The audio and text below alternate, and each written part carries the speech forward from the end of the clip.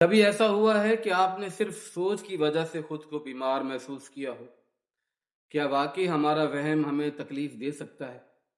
اور اگر ہاں، تو کیا صرف ایک خیال ہمیں ٹھیک بھی کر سکتا ہے؟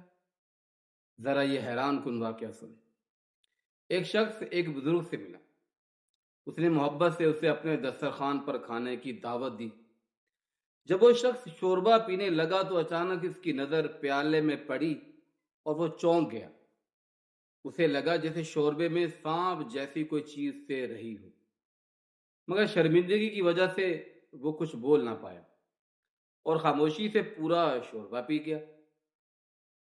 گھر پہنچ کر اس کا ذہن اسی خیال میں الجھ گیا کہ میں نے آج کیا پی دیا، کہیں واقعی سانپ تو نہیں تھا؟ اس کی یہی سوچ، یہی وہم اور اس پہ اتنا حاوی ہوا کہ رات ہوتے ہوتے اس کے پیٹ میں شدید درد شروع ہو گیا۔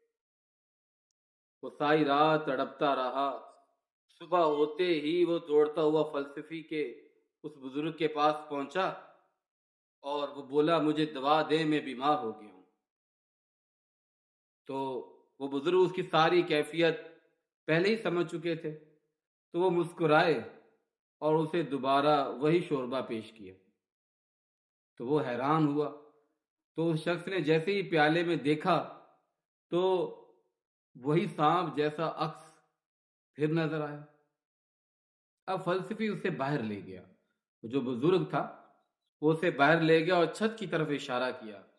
وہاں ایک سانپ کی تصویر بنی ہوئی تھی، تو جو سیدھی شوربے میں عکس بن کر نظر آ رہی۔ تو وہ بزرگ مسکرائے اور اس آدمی کو کہنے لگے، دیکھو، کل کوئی سانپ نہ تھا، نہ آج، یہ صرف تمہارا وہم تھا، اور اس وہم کی بنا پر تم اتنے زیادہ بیمار ہو۔ اور یہ جیسے ہی حقیقت اس شخص کے سامنے آئی، اس شخص کا درد فوراً ختم ہو گیا۔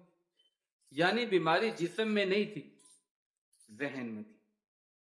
اس لیے وہ جو عظیم بزرگ جس کا نام حکیم ابن سینا تھا، اس نے کہا کہ وہم آدھا مرض ہے، اطمینان آدھی دوا ہے، اور صبر شفا کی پہلی سیڑھی ہے۔